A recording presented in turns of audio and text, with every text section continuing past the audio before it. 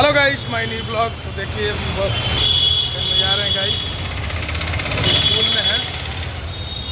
देखिए मोहनिया चांदनी चौक पे है, मुंडेश्वरी गेट है। मुंडेश्वरी गेट में घुस चुके हैं, अब जा रहे हैं अपने स्टैंड में।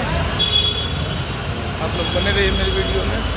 तो गाइस देख रहे हैं, जा रहे हैं अपने चाना कीनने के लिए, जो होता है ना, देख सकते हैं गाइस। हरियर हरियर छांट के दे रहा बेटा, देख सकते हैं आप लोग। तो गाइस आप देख सकते हैं। हेलो गाइस, तो देखिए हम स्टैंड में आ चुके हैं। धूप बहुत ज़्यादा है,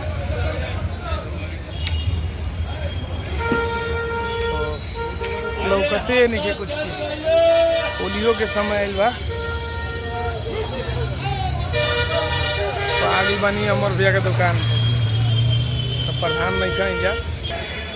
तो गाइस देखिए हम स्टैंड में अपने घूम रहे हैं, धूप बाकी लौकते नहीं के। अभी शाम की वीडियो बना के आप लोग के दिखाई।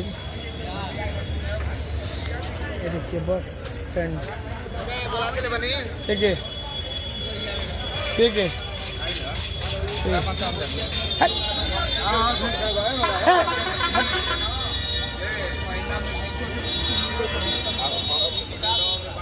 तो गाइस देख सकते हैं आप लोग।